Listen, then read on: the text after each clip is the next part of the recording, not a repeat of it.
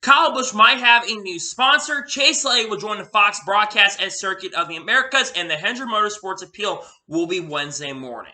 What's going on, guys? It's Daniel, and welcome back to our video. We got a ton of NASCAR and other motorsports stories discussed here today on the channel. Let's go ahead and just show them straight those really quickly. We're going to start by talking about McDonald's. As Adam Stern reported on Wednesday morning that McDonald's will sponsor this summer's NASCAR race at the Chicago Street Course as the series gets its first founding partner deal for the new event over the finish line. McDonald's makes a lot of sense sponsoring Chicago Street Course because McDonald's is from the Chicago area. So really exciting stuff to see McDonald's sponsoring the Chicago Street Course event. I know there's been a lot of controversy around the Chicago Street Course event, but still really good to see a big company like McDonald's, especially a local company that's a massive corporate company, sponsoring the race at the Chicago Street Course. Pretty exciting stuff, and glad to see McDonald's is going to be joining as that sponsor.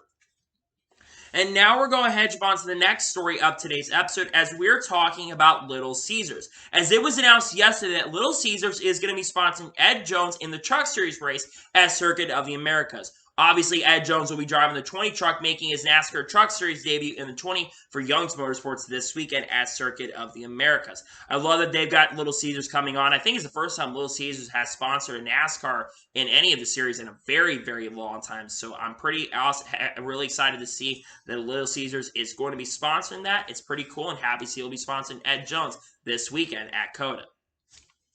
And now we're going to hedge on to the next story of today's episode as we're talking about NetSpend. As NetSpend will be making their debut this weekend at COTA, sponsoring for Kyle Busch. Obviously, it had already been announced at this point NetSpend will be sponsoring Kyle Busch, but they will sponsor Kyle Busch for multiple races this season. I believe that this will be the 6th sponsor that Kyle Busch has had already this season. I don't think he's had the same sponsor in any race so far this year, so really awesome. The car looks really awesome, by the way, and I cannot wait to see NetSpend on the racetrack this weekend at COTA and a couple other races this season. Really looking forward to that. And now we're going to hedge on to the next story of today's episode as we're talking about Stagefront VIP. As it was announced yesterday morning that Stagefront VIP will sponsor Michael McDowell for 4 races in 2023. This goes Darlington and I also believe Richmond later this season as well. Stagefront VIP has sponsored Michael McDowell in the past. I believe they sponsored back in 2021 and 2022 as well. So great to see a company that's worked with Michael McDowell in the past coming back to sponsor. Pretty exciting stuff, and glad to see that they are returning this weekend. Not this weekend, but later this season. Pretty exciting and awesome stuff. And now we're going to hedge on to the next story of today's episode as we're going to talk about the COTA purse money for this weekend. Every single time we have a race, Bob Poggers puts out the money for when we go to the racetrack. So for the Cup Series, it's $9,294,829. For the Xfinity Series race, it's $1,695,270. And for the truck race, it's $740,517.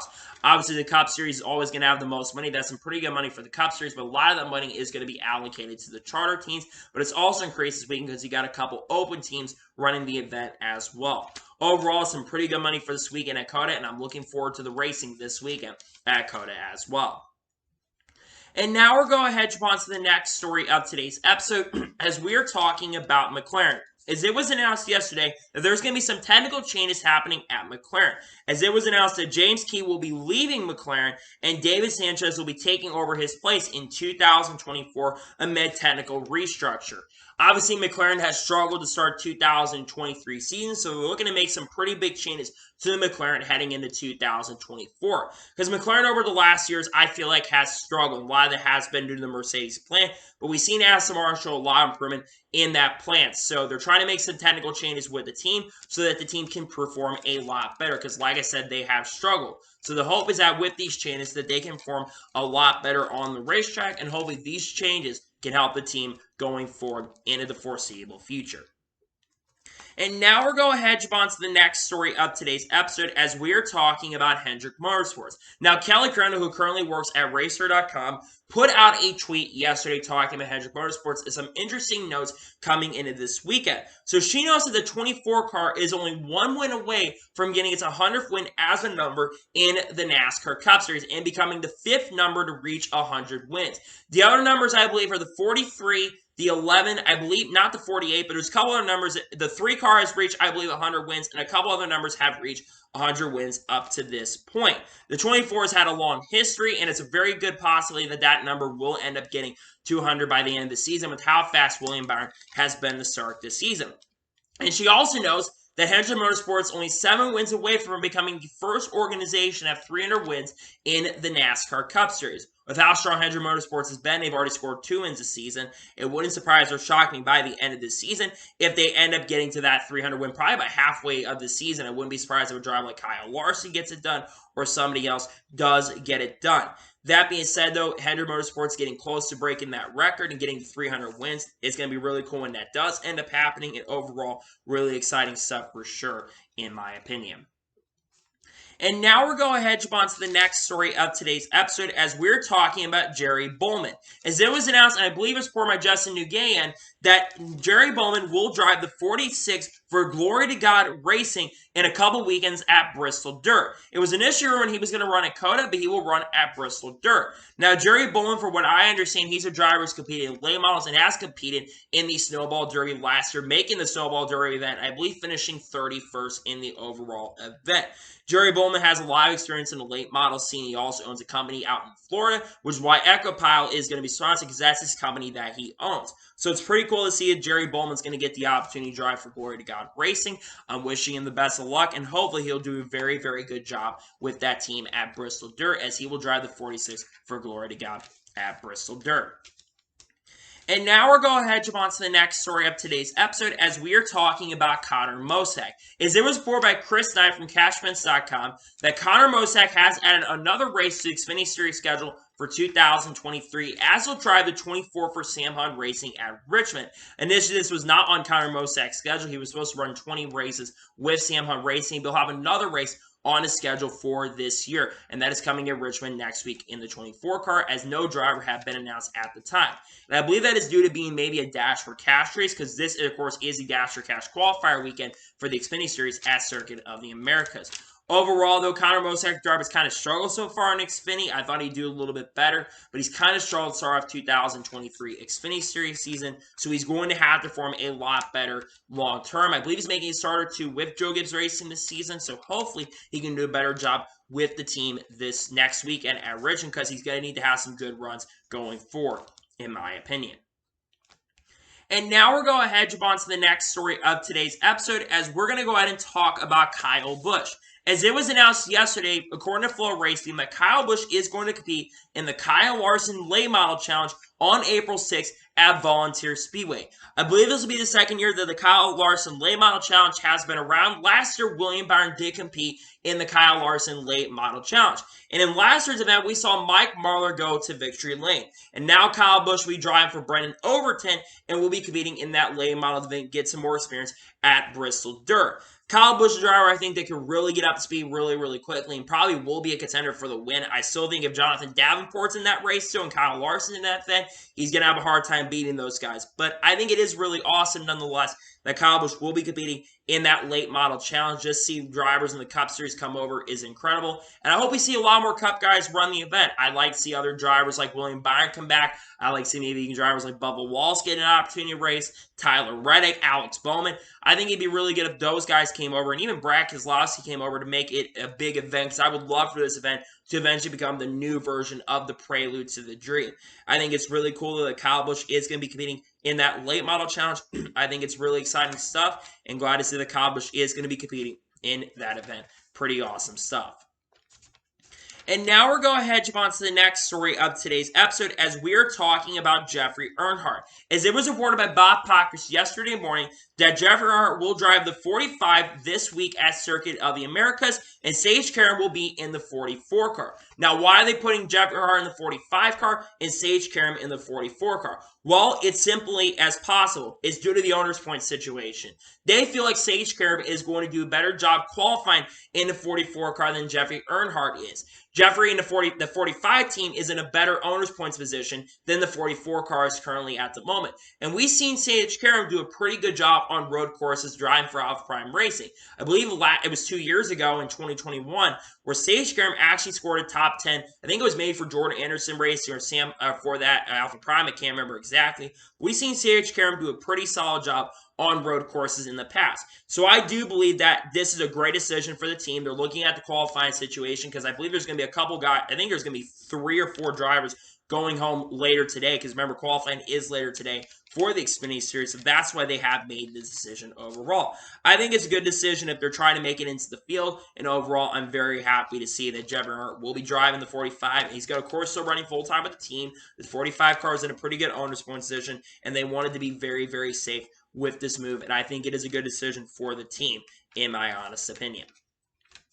And now we're going to jump on to the next story of today's episode as we're talking about Ryan Preece. Now, it was basically Kevin Hart put out a tweet indicating that it sounds like Ryan Preece might be running a second late model for Kevin Harvick Incorporated in the car store at Port City Raceway. Now, Ryan Preece obviously is part of KHI management, and also Ryan Preece is a teammate to Kevin Harvick in the NASCAR Cup Series. Now, of course, Kevin Harvick Incorporated is returning to the late model scene in the car store this year, as Kevin Harvick is going to make multiple starts this year in the Cars Late Model Tour, including on May 17th at North Wilkesboro. So I think this is a really cool opportunity for Ryan Preece that he could get an opportunity to drive for Kevin Harvick Incorporated in this event at Port City. Ryan Preece does have a lot of experience driving, I think, late models as well, and also driving, of course, modifieds. But I think it is really cool that Ryan Preece is considered, maybe being considered the opportunity. I think it shows Kevin Harvick does have a lot of respect for Ryan Preece, which also tells me we'll talk about something tomorrow on the channel. But I do believe Ryan Preece could be a potential replacement for the 4-car next year with this move. But overall,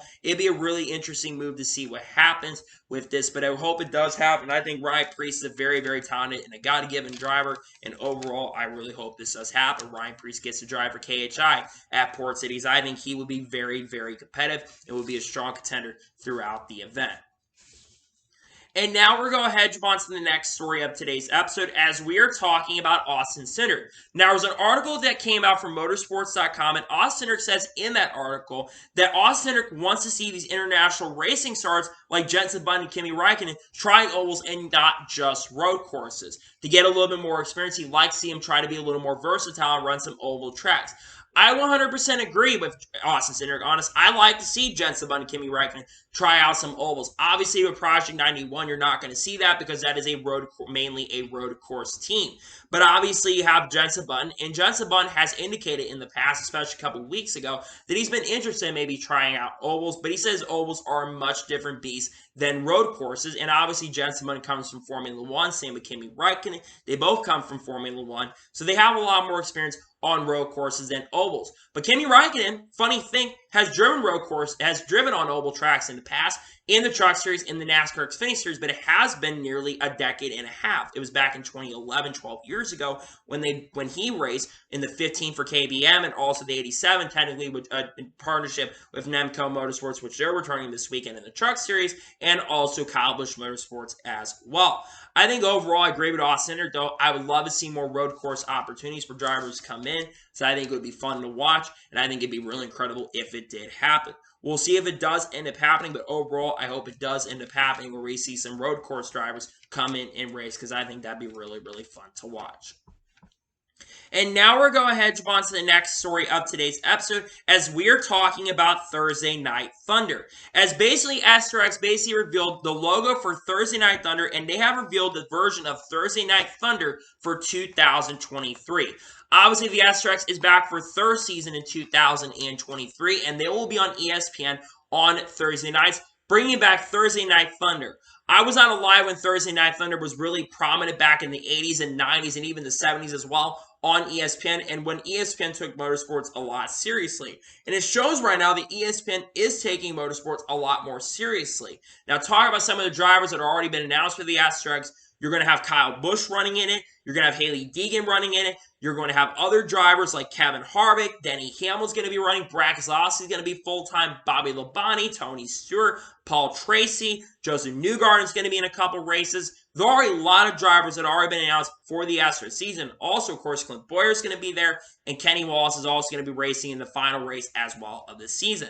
But I think what's going on with the SRX right now, the things that they're doing with the SRX, I think is absolutely amazing and incredible. And just seeing what's happening, I think is going to be fun for a lot of fans who are really looking forward to the SRX this season. And I think this could be a big year for the SRX. I think this could potentially be the biggest season for the SRX. And yet, you got a lot of current Cup drivers running it. And honestly, I hope that there's more drivers that are announced. Granted, there's not a lot of spots left available because most of the drivers have already been announced. But if I was SRX, I'd be going after drivers like Bubba Wallace. I'd be going after trying to get Kyle Larson to run. Because I think that'd be really, really huge for the SRX overall if they're able to get Kyle Larson and Bubba Wallace involved. And maybe Josh Williams, because I'd love to see Josh Williams in the SRX, because he's gotten basically a lot of exposure over the last week, and he's gained a lot of following, and a lot of people would love to see Josh Williams get that opportunity. So we'll see what happens when it does come to the SRX and what the decisions they decided to make. But overall, I hope that they decide to bring some really awesome drivers into the SRX going forward. But Thursday Night Thunder has been revealed, and I'm looking forward to Thursday Night Thunder. And now we're going to head on to the next story of today's episode as we are talking about Camaro. Now, Chevy announced yesterday on Wednesday and officially announced that the Camaro will cease production of the GM will cease production of the Camaro at the end of the 2024 year. They're already beginning production on the 2024 cars, but this is going to be the last year of production. Now, why is this important when it comes to NASCAR? Well, it is very important when it comes to NASCAR because the Camaro is what Chevy uses at the moment for their car in NASCAR. And they've been around since 2018. Now, just over the last years, the Camaro has been the dominant brand, and they're looking to win their 5th race of the 2023 season in 6 races because that's how good Chevy has been to start the 2023 season. Now, big question is going to be what is going to be replacement for Camaro, and will the Camaro be still used in NASCAR past 2024? Well, Bob Pockrass from Fox Sports basically reported on this, and he says that they could still be used after 2024 if Chevy decides to do so. So they could end up using the Camaro for at least a few more years in the Xfinity Series and the Cup Series, because right now there's a lot of talk about maybe an electric sedan. I know there's been other ones that have been rumored at points. I know the Malibu have been rumored at one time. The Monte Carlo's been rumored at once, but there really is a big rumor going around that it's going to be an electric sedan that is going to replace the Camaro. Initially, it was going to end in 2023, but they extended it another year, and it ends in 2024. It is disappointing nonetheless that next year is going to be the last year. Next year is going to be the last year of the Camaro, because the Camaro's had a lot of great success. It's provided a lot of great assets, and I think it's provided a lot of good stuff for racing in general. But I do respect the decision that next year is going to be the last year, and obviously everything is going more electric. There's redesigns of the Camry going on. You've got 2 headlights on the Camry now. It's being rumored. And then, of course, Mustang is going to have a design for 2024, the redesign of the Mustang a little bit as well. That being said, there's a lot of great stuff going on. It's a shame that this is likely going to be the last year of the Camaro. Next year is, but they'll figure out what the future is when it regards to that. And honestly, it's a big thing to watch when it comes to what could be the potential replacement for the Camaro in the future, because they'll still use it for a few more years, but eventually it's going to get outdated, and Chevy's going to have to figure something out. But there's rumors about an electric sedan coming into play for Camaro, and it's a big story to watch when it comes to Chevy. Big thing to watch going forward. Keep an eye on that. And now we're going ahead to on to the next story of today's episode as we are talking about Hailie Deegan. Now, Mark Rushwick was on SiriusXM NASCAR Radio yesterday, and Daniel Trotter, of course, works at SiriusXM NASCAR Radio, responded to the fan and quoted what Mark Rushwick said on SiriusXM NASCAR Radio. And Mark Rushwick from Ford says they plan to discuss next step for Hailie's career in the 3rd quarter of the 2023 season, discuss what her future could be past the 2023 season. Now, obviously, Hailie Deegan, she currently runs full-time for Thor Sport Racing in the number 13 truck, and her start of 2023 has been not very good. Her best finish is 12th. Granted, it has not been her fault that a lot of those wrecks have happened to her in the first couple weeks, but still, it has been a struggling start to the 2023 season. So what I'm hoping for Hailie Deegan as the year goes on in 2023 is that she can improve. And I think that for her finishing 12th, the goal for her at Atlanta wasn't just get out of the weekend with a very solid finish. And I think she did have a very solid finish in that event. Now, the goal for Hailie Deegan the rest of the year, in my honest opinion, is for her to improve and do a better job. She needs to contend for the playoffs. I'm not saying she needs to win, but she absolutely needs to contend for a playoff spot this season. Now, the other thing we need to discuss is that what happens to her past 2023. Obviously, I think there's a chance she does make some Xfinity Series start this year, and obviously we know that SS Greenlight Racing, they do have technically a little bit of an alliance with SHR, especially in the 08 car, because we're seeing Eric Almirola run this weekend in the 08 car for SS Greenlight, so it could be possible they move her to the 07 car, and they switch that from a Ford to a Chevy to a Ford. We know the Carson Osbar is driving the 07 car. That could be a potential possibility. And obviously, I think that Ford is going to want to have her to have some more Xfinity Series starts in 2023. I think it's going to be very interesting to see what Ford decides to do with Hailie Deegan past this season, because they also potentially possibly should go up to the Cup next year. I know that's crazy to say, but she's got sponsorship funding, and she's been getting more sponsors like Advent Help. And then, of course, Busch Beers are going to be backing her now, I believe, with the new thing they're doing this year. But overall, in my opinion, it's going to be interesting to see what Hailie Deegan does past this season. I think it's a very interesting story to watch, and overall, it could be a big thing to watch going forward when it comes to Hailie Deegan, but her career and her future is being talked and questioned, because I think it's a big story to watch as we go farther down the road in the 2023 season. We'll see if she makes some Xfinity Series starts this year, because I think she needs to have some more Xfinity Series starts in 2023. We'll be watching the story as we get closer to the end of 2023.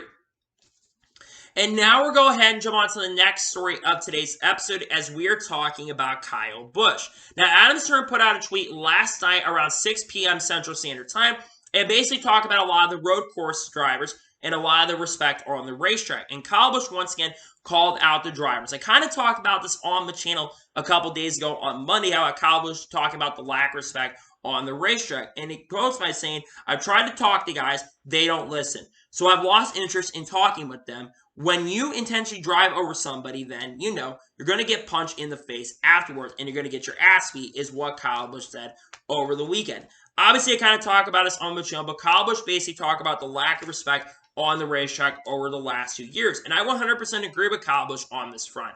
I think there has been a massive lack of respect on the racetrack over the last 2 years, especially in the Cup Series, especially the Xfinity Series, and the Truck Series as well. And then people talk about, well, you hire a bunch of these paid drivers, because a lot of these people coming in have a lot of money. Well, Kyle Busch also has to pay the bills and has to pay his team. So that's why he's got drivers like Chase Purdy and Jack Wood drive for his team. They may not be the most talented drivers, though. I will say Jack Wood has done solid with KBM to start this year. We've all seen Chase Purdy be pretty competitive with KBM to start 2023. But Kyle Busch has to pay the bills and pay a lot of money, which is why he's hired some of these drivers. But when I think about this, I do agree there has been a lack of etiquette and a lack of respect on the racetrack that drivers like Dale Jarrett, Mark Martin had, Tony Stewart had, and Jeff Gordon had. They had a lot of respect. They raced aggressive, but they showed a lot of respect on the racetrack. And Kyle Busch is right. They've lost a lot of respect. And when I think of Kyle Busch nowadays, Kyle Busch is one of the few drivers in the Cup Series that shows a lot of respect. And I think Kyle Busch is one of genuinely the most respectable drivers nowadays in the NASCAR Cup Series garage. So I think when it comes to this, I do agree. I think there has been a lack of respect, and the etiquette has gone off the rails, especially over the last years when it comes to the respect on the track, especially with drivers like Ross Chastain. And drivers have gotten frustrated with getting raced really, really bad in the Cup Series. So I think it is very interesting to think about, but I do agree with Kyle Busch that the respect needs to be getting back in the racetrack, and especially in the Cup Series and the lower series as well, because sometimes it can be really, really difficult to watch these races when drivers race over their heads. I like aggressive racing, but I don't want to see drivers racing over their heads and wrecking each other, because it can get very, very frustrating. Yes, it does create headlines like this, but overall, there needs to be better etiquette on the racetrack, and I think there needs to be better etiquette going forward in NASCAR, and hopefully that does change going forward when you see better etiquette on the racetrack. I hope it does get better in NASCAR. And now we're going ahead and jump on to the first of 3 major stories in today's episode, as we're talking about Hendrick Motorsports. Now, we've been wondering about when the appeal is going to be for Hendrick Motorsports. Obviously, all 4 current crew chiefs that have been Hendrick Motorsports crew chiefs, that being Cliff Daniels, basically Alan Gustafson, another one being Rudy Fiegel, and the other one being Blake Harris, have all been serving their suspensions over the last 2 weeks. This will be the second week that they're serving their suspensions. Well, it was announced that Hendrick Motorsports is going to have their appeal Wednesday morning at 10 a.m. Eastern Standard Time. So we are likely going to know if their penalty is going to get rescinded or if NASCAR is going to keep the penalties. Hendrick Motorsports is appealing the massive penalties that they have received: 100 points, 100 driver points, 100 owners points, and $400,000 all across the board. The goal for Hendrick Motorsports is to try to get the penalty rescinded. I don't think they're going to outright win the appeal where all the points are going to come back, but the goal is to try to limit some of the damage they have received. Why are they getting an appeal? Why are they appealing the penalties? Well, one of the big reasons why they are appealing the penalties is because of the fact, like I said, it's a massive, massive penalty, and it's due to lubers being confiscated. But basically, we've seen some industry insiders believe that there is a possibility that Hendrick Motorsports could end up maybe even winning their appeal outright or even getting it rescinded because it's been communication the teams have had, and this is a part that the teams and all the drivers have had communication with as well. And there also is issues with communication. Hendrick Motorsports apparently does have paperwork and evidence where they can go out there and present that evidence as well. Now, I'm going to give my opinion on this. Do I believe Hendrick Motorsports will outright win the appeal? No, I don't think if they're going to get it completely rescinded. Will the penalty be dropped a little bit? It is possible. If Hendrick Motorsports does have a case, and they do present enough of a case, they could end up maybe getting the penalty rescinded.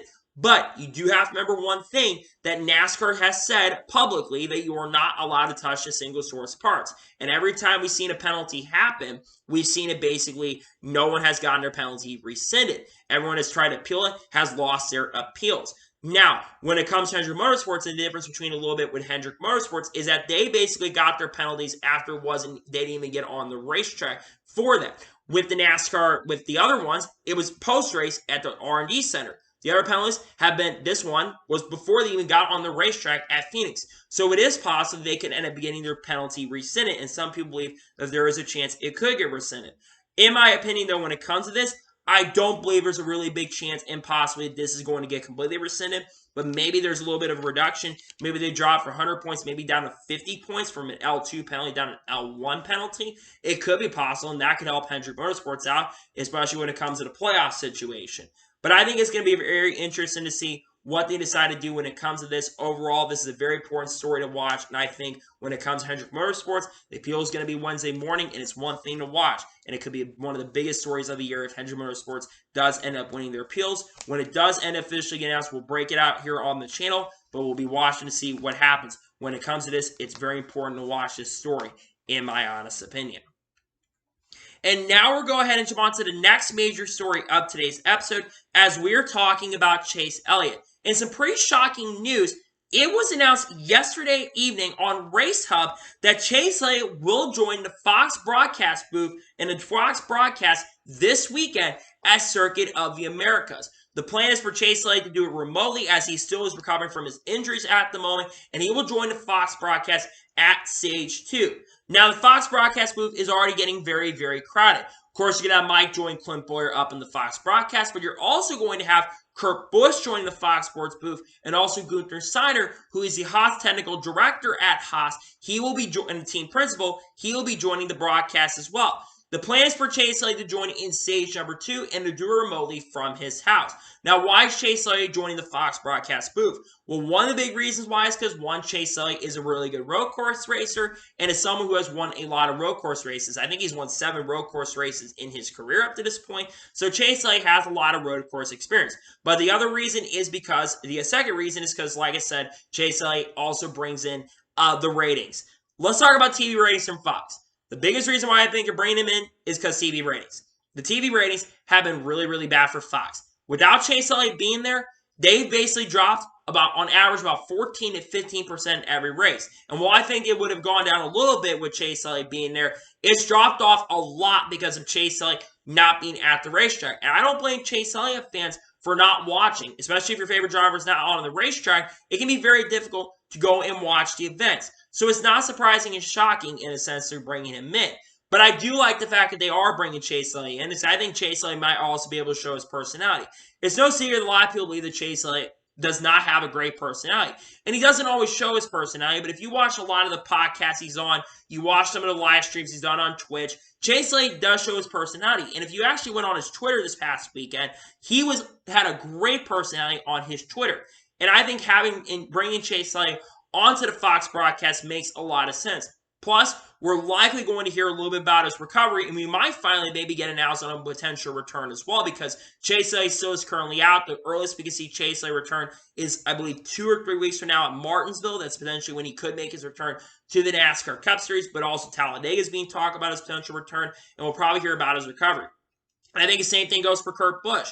Kurt Busch probably will give us updates on his recovery, and I also think Kurt Busch is going to be a great addition to the Fox booth as well, because I think Kurt Busch is going to do an awesome job, and Gunther Steiner being the booth is going to be fun as well. But the booth is getting a little crowded up there, but I do love the fact they're bringing Chase Elliott in, and it will only be during Stage 2. He won't be in the Fox booth, but he joined the Fox broadcast. I think it's a great decision overall for Fox, and I love it they're bringing Chase Elliott in, because it's going to help with the ratings a little bit, because I think the ratings have been a massive issue for Fox.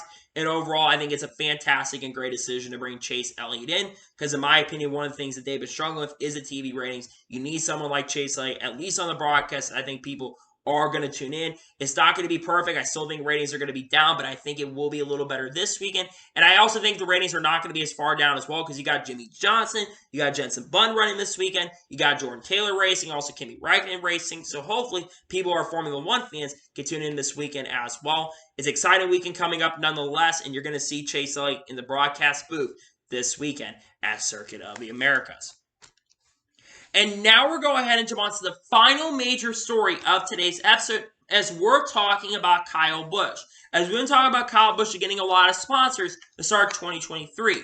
Well, Kyle Busch might have a new potential sponsor for 2023. So yesterday there was a fan, I can't remember exactly the fan's name, you're probably seeing on the screen right now, but a fan made a concept scheme of DiGiorno's.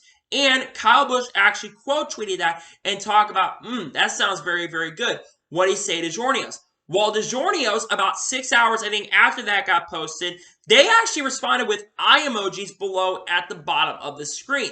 So we potentially could see a new sponsor for Kyle Busch this season. Now, obviously, one of the biggest talking points is the fact that Kyle Busch was struggling to get sponsors in NASCAR. And obviously, a lot of sponsors that Kyle Busch has had this year have been sponsors that were already Rich Chills Racing. 3Chi, Lenovo was another one. Other companies like Lucas Oil have been a Rich Chills Racing sponsor, though they never sponsored Tyler Reddick. Also, like I said, 3Chi, Lenovo, all the companies that Kyle Busch has had that he has sponsored throughout the year. And there's other companies that have sponsored like Alsco Uniforms, but those are Rich Chills Racing sponsors. But we've all seen Kyle Busch get NetSpend as well this season, which kind of changed the narrative that Joe Gibbs Racing was having issues with sponsorship, which we'll talk about that in a second. But he's also had potentially other sponsors like Sling, been rumored as a possibility. Maybe even Busch Beer at one point's been sponsored. That could be a potential possibility. But you also think about another company that's kind of come in, and that, of course, now potentially could be DiGiorno's that could come in and sponsor Kyle Busch this season. Now, obviously, when it comes to narrative, a lot of people talk about that Joe Gibbs Racing was struggling to find sponsorship funding for Kyle Busch. Now, obviously, with Joe Gibbs Racing, when it comes to that team, they were a much different team when it came to that, when it came to Rich Chills Racing, because I think the business model has changed in NASCAR. You can't just basically now have one full season sponsor anymore. We're seeing with FedEx, especially with Denny Hamlin. FedEx only sponsored like 2 races for Denny Hamlin this season so far. We've seen Shingrix sponsor Denny Hamlin a lot this year, and you don't see a lot of full season sponsors. They're a lot more rare nowadays. Really, it's Napa, but we see other companies sponsor instead of Napa. And Kyle Larson is one of the only few drivers that has like full season sponsorship throughout the season nowadays. A lot of it's really changed over the last 2 years, and I do believe that with how things are going, you're going to see basically Kyle Busch get multiple different sponsors. And I wouldn't be surprised if Kyle Busch has 10 to 15 sponsors by the end of the season, or like 10 or 11. We're going to see, of course, Cheddar sponsor Kyle Busch for multiple races this year. 3Chi is going to sponsor for 6 or 7 races this year. But overall, it's great to see that Kyle Busch does have new sponsors coming into play to sponsor, because it's not an issue with Kyle Busch not getting sponsored. I think because remember, with the sponsorship issues with Joe Gibbs Racing, we also now know that Kyle Busch was offered a huge amount of sum of money, but Kyle Busch did end up denying that major sum of money that he did end up receiving, because they were talking about giving him still a huge chunk of money, but the money that Kyle Busch initially wanted, that was going to probably potentially hurt Joe Gibbs Racing in the long run. Now, that's not that. Denny Hamlin did say on his podcast that he believed that Kyle Busch was off asking for $20 million, and it would have bankrupt Joe Gibbs Racing. And I do somewhat believe Denny Hamlin, but also he's going to play the PR role for Joe Gibbs Racing. But there's been this narrative that Joe Gibbs Racing struggled to find sponsorship for Kyle Busch, and to see that there's a lot of companies that are interested in sponsoring Kyle Busch shows to me that companies were having issues. They were wanting to sponsor Kyle Busch. We know the M&M story. We knew those issues. And Kyle Busch could have new sponsors by the end of the year. And I know that Busch Beer is being rumored to go to Trackhouse, but what if Busch Beer does decide to try to sponsor Kyle Busch next year? They could sponsor him next year. It could be a potential possibility, and it could be a big story to watch going forward. We'll see what ends up happening when it comes to the sponsorship hunt for Kyle Busch, but Kyle Busch could have some new sponsors by the end of this season. So, that is going to today's NASCAR news and motorsports news video. I want to thank you guys for watching. Please like, subscribe, but the channel notifications on so you know if I when a video does go live on my channel. Follow me on Twitter, Facebook, and Instagram, and support me on Patreon as well. Links description below with that, and comment below your thoughts below on today's video. Do you think that DiGiorno is going to sponsor Kyle Busch this season or not? Let me know in the comments below. And what are your thoughts about Chase Elliott joining the Fox broadcast booth at COTA? Let me know your thoughts in the comments below. Now, I'm not sure if there's going to be another video on the channel today. Cannot confirm or deny that, but there's probably not going to be another video. Tomorrow on the channel, we're going to have a video talking about Kevin Harvick and 10 drivers who could drive the 4 car in 2024. And then we got other videos coming out this week. Obviously, Sunday, we're going to have 2 videos on the channel. The starting lineup video for the Cup race at COTA, and also the review for Circuit of the Americas. Monday, there's likely going to be a NASCAR news video on the channel, and there's other content on the way as well that I think you're going to enjoy. So anyways, like I said, I want to thank you guys for watching today's episode, and I'll see you guys next time for some more great, awesome NASCAR content and other motorsports content on the channel like this. Take care, everybody.